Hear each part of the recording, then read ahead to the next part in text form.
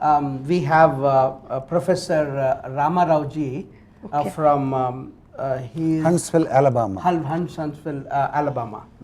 Research scientist. He's a research scientist from NASA. Now he's working on a NASA project, but he's professor of theoretical physics. So he has some questions, Guruji. Right, right. So I wanted to, the first question he says the first question, as a person with a little bit of background in statistics, I am of the opinion that any hypothesis or statement we make has some statistical validity. And in a statistical sense, everything in the universe is correlated with everything else. As a person who has been fascinated by astrology with a keen interest in Vedic astrology, I find it extraordinary that Vedic astrology prescribes a predictive, Vedic astrology is predictive power. Predictive power is awesome and breathtaking. The predictive power is beyond the statistical expectations. If anyone cares to comment on this, I would appreciate it. Okay, so I take this question because I have the same background in theoretical physics. So now in physics you have got classical mechanics where the law of causality holds. This most people may not be following this, but this is intended for Professor Ramarao. You have classical mechanics where all motions of bodies is governed by Newton's laws of motion, and they come under causality, that is they follow the cause effect principle where prediction is 100% certain.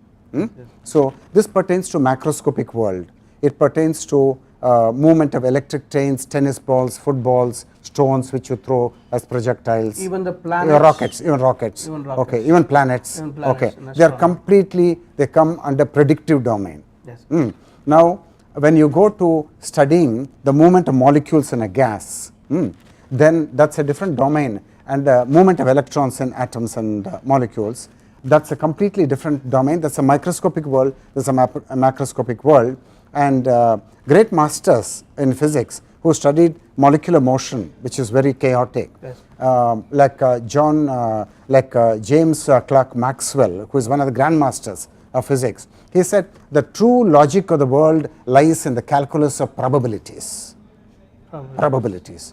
The true logic of the world lies in the calculus of probabilities. So you just have to understand what will be the outcome and what is the probability of a certain outcome, what is the probability of another outcome. Now where, in which domain is Maxwell's sutra pertinent? It is pertinent in the study of the motions of molecules in a gas. That's correct. Now quantum mechanics, the movements of electrons do not obey the law of classical mechanics. They cannot be predicted. So they are unpredictable, and that whole phenomena is described by the uncertainty principle, where the law of causality is violated. Now coming to man and Vedic astrology. Now man and Vedic astrology, they belong to the macroscopic realm where everything can be predicted. So the predictive power of Vedic astrology should not be viewed at from the point of view of the statistical approach to the study of nature and to the study of electrons and the movement of molecules in a gas. That's just not applicable in this domain. Here prediction should come as no surprise, in just the same way as prediction of the movement of tennis balls and electric trains and rockets comes as no surprise. Okay, good. Yeah, you can predict the movement of rockets, all the rockets going into outer space. What we launched from Sriharikota is exactly according to classical dynamics. So the quantum mechanics principle, which of unpredictability, of the quantum mechanics. So this Vedic astrology does not fit into that kind of realm, Guruji? No, here the unpredictability comes in a slightly different domain where man's thinking is concerned. Now because he's got the Atma Shakti, he can suddenly take a new decision that instead of swinging in one direction, he can swing in the other direction. There it's unpredictable. But so far as the astrological clock time, the Vimshottari Dashabhukta, the engines are firing and the wheels are turning. So it's completely according to the Dashabhukti. And to make correct predictions, you must always know the family and that individual well. You must know the family and the individual well. Then the prediction is a sure shot.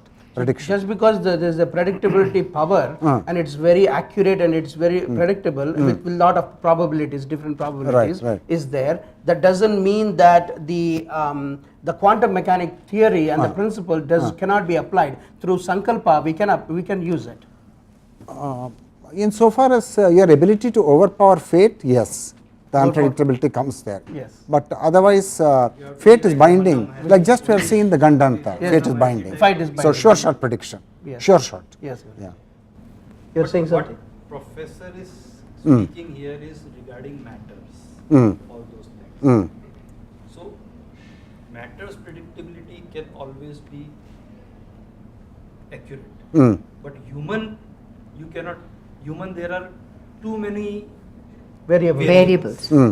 So there you cannot go by this law that it can be accurate and that. No, he is saying. It will go as per the principle of this. No. See, his objection is, he is saying that in the whole of nature, whether we study the molecular motions in a gas or we are studying the electronic motions in atoms, we find an unpredictability thrown on our face. That's quantum mechanics basically. Yes, good. Okay. So now you come to Vedic astrology and all are jumping and saying, here we got a predictive science. Yes, good. So he is telling, what is this? How can you suddenly come up with a predictive science when we have got so many arenas of unpredictability in quantum mechanics and in statistical mechanics and the study of molecules? It's like same as a medical term. In medical we have predictability that if you work on this, but uncertainty and is always there, success and Failure. Failure is always there. But still we have that for this cancer, these are the things you have to do. No, that's not prediction. That's not prediction. That's just treatment. That's not prediction.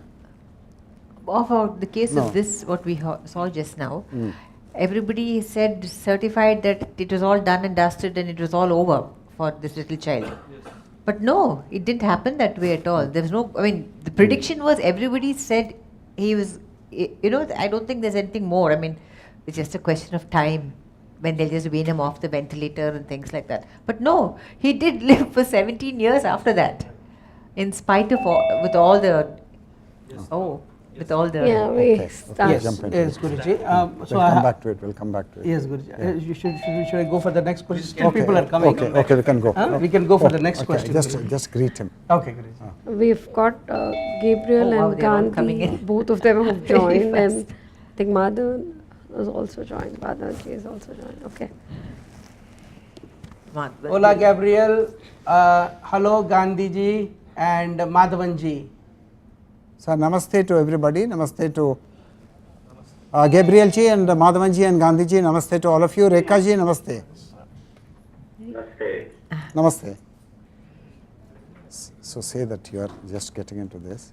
Yes, Rekha ji, Gandhi ji, Madhavan ji, and Gabriel. As people are coming, we are already doing couple of samalochanas, questions. We finish our 6 samalochanas so far, and we are doing some question and answer on this one, and then as more and other people join in, then we will continue our web conference. They can Okay. You can also listen, of course. You can all of you can listen. Can everybody hear us? Yes. Okay, perfect. Thank you.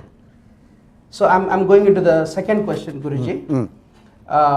The Vedas are referred to as Apaurushaya. Apaurushayas.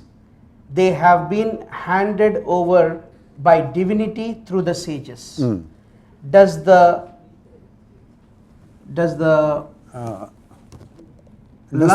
core of Vedic astrology. Does the core of Vedic astrology belong to the same standing as the Vedas? Perhaps the history of this evolving universe, including all its living, is already revealed to our great sages. Vedic astrology may be a discipline that reveals this. Any comments, if this query is sensible, would be great. Okay. Thank you, Professor Ramarao. I am giving my viewpoint on your question. Now, the question is extremely legitimate, first of all, and Apaurushaya is very right, because the whole of the Vedas was revealed, but we have to be little cautious here, because if you look at the entire field of science and technology. What is Paurusheya? See, A means negation. So Paurusheya, from Purusha it comes, that is man-made. Okay. So Apaurusheya means transcendental to man, transcendent to man. So it's divine. It's in the realm of the divine. Okay. So when we look at all the magnificent discoveries in science and technology, we are accustomed to the thinking that the genesis of this creativity in science and technology is from human beings, but in truth it is not. It is also coming from the divine. All the greatest glories in science and technology are coming from the divine, and that is when the scientists are deeply contemplative, they are very silent, they are contemplating on an enigmatic problem for long periods of life. Then the divine speaks through a dream, as in the case of Kekule's cracking of the structure of benzene molecule, or in through some other insight. So you have this going on in the lives of human beings, but the light from the divine is not clearly designed and enshrined and worshipped as in the Vedas. That's the only distinction, because the divine is ever present in man's life, and to think that the divine was only in touch with the sages and not in touch with us is not right thinking. That is point one. Then you have asked about Vedic astrology, whether Vedic astrology is also Apaurusheya. Yes, indeed, Vedic astrology is also Apaurusheya. I'm even saying that the greatest mysteries and the magnificent discoveries of science and technology are also Apaurusheya. They are not man-made. They may come through a particularly great scientist who is very sattvic and is deeply contemplative, but they are actually coming from a source which is beyond him, much beyond him. So that's also science and technology, also Apaurusheya.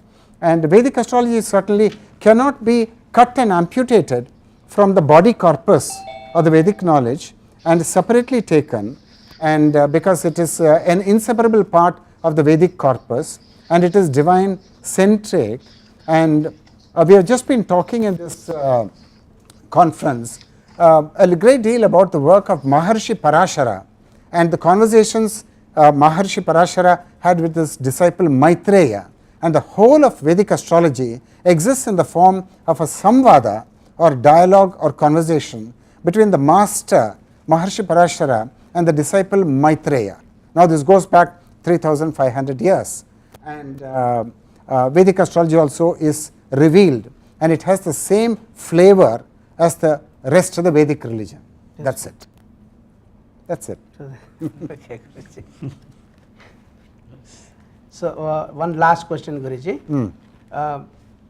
If two individuals are born in a particular place at the same time, this is the same question. how would their horoscope look? What would be their life evolution? Would they be identified in every respect in a high level, sense? To tell the truth, Yesterday also someone to tell the someone, truth, yes. I can't actually answer this question, because I have not dealt with cases where two human beings are born. I don't have the charts of two people who are born in the same nursing home or in different nursing homes in Chennai at the same time. I don't have the data. Now I must have the data in order to either authenticate the sutra you are proposing, or to validate the sutra you are proposing, or to veto it.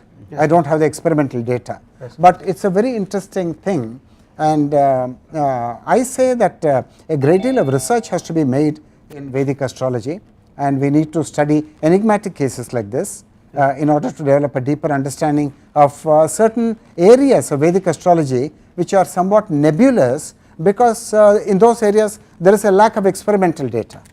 So when we get that experimental data, then we can make a very certain sutras, and we'll have more clarity. Yes, that's the honest answer. Okay, so it's more of a research question. Right, it's a research question, because Professor Ramarao is a researcher, so he's asked this question. Yes, Guruji.